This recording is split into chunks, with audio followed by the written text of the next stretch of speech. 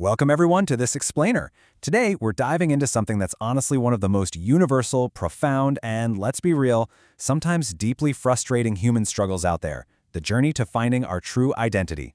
It's a massive topic. It's captivated philosophers, psychologists, and just everyday people for generations. So we're going to unpack exactly how we get down to the absolute core of who we are. I mean, who is the real me? It sounds like such a simple question, right? But really think about it for a second.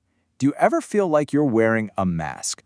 Maybe you act one way when you're at the office, a totally different way with your family, and then completely shift gears again when you're hanging out with your friends. We literally all do it, but it leaves us with this nagging thought. Beneath all those layers, beneath all those social expectations, am I actually being my true self? Are you? That question right there is exactly what makes the psychology we're about to explore today so incredibly fascinating. You see, our entire lives are really defined by this one core conflict. On one side of the equation, you've got the real self. That's who you are right now, today. Your current reality, your daily habits, your present state of mind. But on the other side, that's the ideal self, your future aspirations, the person you are truly striving to become. And honestly, trying to bridge the gap between those two versions of ourselves, that is the fundamental psychological journey we are all trying to navigate. Okay, so let's map this out. Here is our roadmap for today's explainer. 1. The quest for authenticity. 2. Carl Rogers and congruence. 3. The actual science of being real. 4. The power of integrity. And finally, 5. Living the good life. Let's jump in. First up, Section 1, the quest for authenticity. When we talk about being real, the absolute most crucial thing to understand is that authenticity is a totally subjective experience. It's that internal feeling of being coherent and genuine. You know that feeling when things just click? That's it. It's about acting in a way that truly aligns with your own internal values, rather than just putting on a persona or wearing that mask we talked about just to please other people or chase external validation. When you are genuinely authentic, you just feel real. Moving on to Section 2, Carl Rogers and congruence. Now, to really understand how we get to that genuine feeling, we have to look back at the mid-20th century. A psychologist named Carl Rogers introduced this absolute game-changer of a concept called congruence. Think of it like a giant Venn diagram. Congruence is the significant overlap between who you are today, your real self, and who you want to be, your ideal self. When you're making daily choices that actively pull you closer to that future ideal version of yourself, you experience congruence. And Rogers found that this specific psychological mechanism is exactly what builds a positive self-image and drives high self-esteem. But what happens when there's a massive disconnect? Well, that's incongruence. Picture someone sitting in a corporate cubicle all day, a job they absolutely despise, when all they really want is to be working with their hands, maybe out building things. Their daily reality is clashing violently with their ideal self. That total lack of overlap creates severe incongruence. And Rogers warned that this leads directly to a negative self-image, a ton of inner turmoil, and severely low self-esteem. So how do we fix this? Well, Rogers proposed a concept he called unconditional positive regard. Basically, he believed that when a person experiences total, non-judgmental acceptance, whether that's from a therapist, a teacher, a partner, whoever, it empowers them to finally stop hiding. It creates a safe space. They feel secure enough to start bridging that massive gap between their real and ideal selves, allowing them to actually grow towards self-actualization. All right, Section 3, the science of being real. Now, humanistic philosophy is super inspiring, sure, but does the hard data actually back it up? Oh, for sure. Modern science approaches this using a framework called self-determination theory. It basically says that every single human being shares 3 innate, basic psychological needs. First is autonomy. That's the need to feel like you actually have volition and a choice in your own actions. Second is relatedness, the need to experience genuine closeness and connection with other people. And third is competence, that feeling of effectiveness, mastery, and accomplishment. And recent research shows us exactly how these needs build into a working model for a happy life. When our fundamental needs for autonomy, relatedness, and competence are met, guess what it triggers? Authenticity. Authenticity acts as the engine here. It's the exact mediating mechanism that directly drives our subjective well-being. It is quite literally a scientifically proven pathway to feeling good.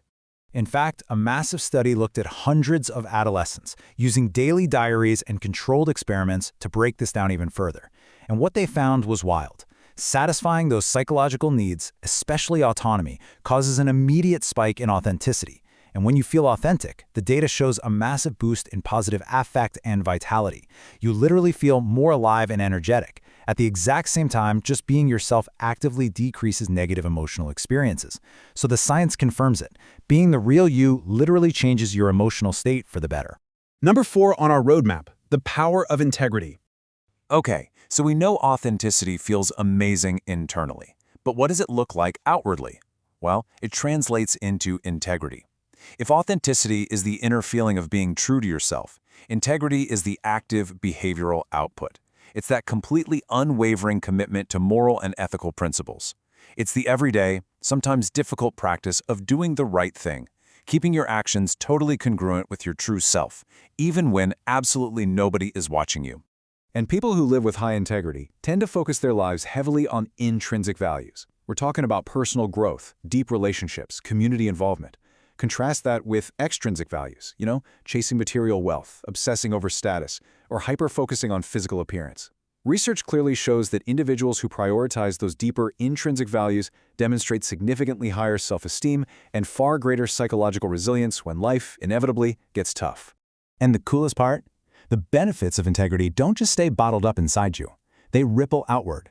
Studies showed that at an individual level, integrity brings better mental health, emotional stability, and greater empathy.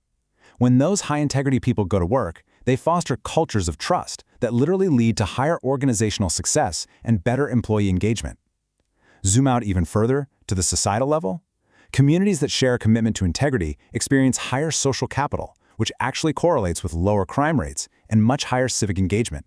It's a total win-win-win. This all sounds great in theory, but how do we actually do it? Well, here is a highly actionable 5-step mental toolkit you can use every single day. Number 1, self-reflection. Take the time to actually sit down and identify your core values. Number 2, accountability. Own your mistakes when you make them. Number 3, consistency. Make sure your actions actually match the words coming out of your mouth. Number 4, honesty and transparency in how you communicate. And number 5, ethical decision-making. Always consider the moral implications of your choices. Practicing these turns the abstract idea of integrity into a concrete daily habit. Finally, Section 5, Living the Good Life. As we master these daily habits, what's the ultimate destination? Well, Carl Rogers didn't view the good life as a state of massive wealth or fame. Instead, he defined a fully functioning person using 7 key criteria. Notice organismic trust on there. That basically means trusting your own gut to make the right choices based on your personal moral compass. Also notice an increasingly existential lifestyle. That's all about living fully in the present moment and not letting past traumas dictate your current reactions. But what's really crucial here is that achieving the good life isn't a final destination where you just cross a finish line and stop. It is a continuous, lifelong process of growth across all 7 of these areas. There's this incredibly powerful quote by H. Jackson Brown Jr. that I think hits the nail right on the head. Live so that when your children think of fairness, caring, and integrity, they think of you. When we actually align our real self with our ideal self, when we satisfy our core psychological needs and act with integrity, the impact is literally multi-generational. We become the blueprint for the people who come after us. So, as we wrap up today's Explainer, I want to leave you with this one lingering, kind of provocative thought. Take a hard look at your daily actions, look at your intrinsic values, and ask yourself, are you living your good life, or are you just wearing a mask to live out someone else's? Take everything we've unpacked today about congruence, authenticity, and integrity and use it. Use it to close that gap between who you are today and the ideal self you are truly meant to become. Thank you so much for joining me, and keep learning.